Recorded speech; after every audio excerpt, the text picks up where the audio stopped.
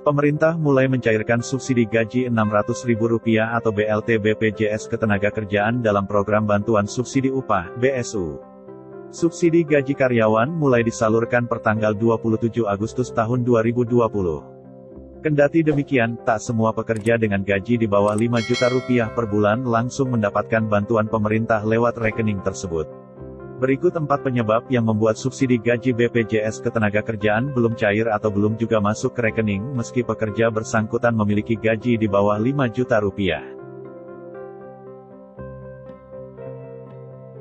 1. Rekening pekerja belum disetorkan oleh perusahaan.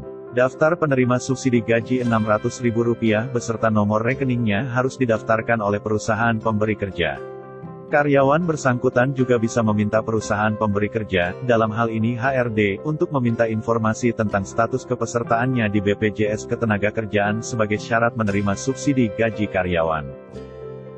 2. Pemerintah cairkan subsidi gaji secara bertahap. Menurut catatan BP Jam Sostek, total ada 15,7 juta pekerja peserta aktif yang memiliki gaji di bawah Rp5 juta per bulan penerima BLT BPJS. Sementara itu, untuk pencairan bantuan pemerintah tahap awal, baru disalurkan untuk 2,5 juta peserta. Selanjutnya, bantuan subsidi gaji Rp600.000 akan disalurkan bertahap.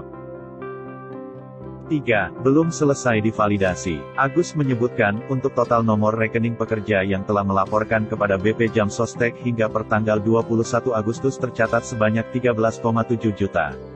Masih tersisa 2 juta rekening lagi yang masih dalam proses. Agus menjelaskan, data yang sudah divalidasi diperbankan selanjutnya divalidasi kembali di internal BP Jam Sostek.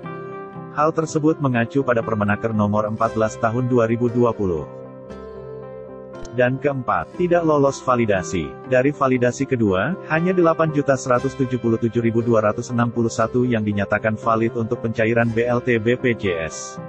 Sementara 1.155.125 data pekerja dinyatakan tidak valid sebagai penerima bantuan BPJS atau subsidi gaji karyawan. Di dalam Permenaker nomor 14 tahun 2020, tertulis hanya terdiri dari 7 kriteria penerima subsidi gaji BPJS Ketenagakerjaan antara lain. 1. Warga negara Indonesia yang dibuktikan dengan nomor induk kependudukan. 2. Terdaftar sebagai peserta jaminan sosial tenaga kerja yang masih aktif di BPJS Ketenagakerjaan yang dibuktikan dengan nomor kartu kepesertaan. 3. Peserta yang membayar iuran dengan besaran iuran yang dihitung berdasarkan upah, di bawah Rp5 juta sesuai upah yang dilaporkan kepada BPJS Ketenagakerjaan. 4. Pekerja atau buruh penerima upah. 5. Memiliki rekening bank yang aktif. 6. Tidak termasuk dalam peserta penerima manfaat program Kartu Prakerja. Dan ketujuh, menjadi peserta yang terdaftar sebagai peserta aktif di BPJS Ketenagakerjaan sampai dengan bulan Juni tahun 2020.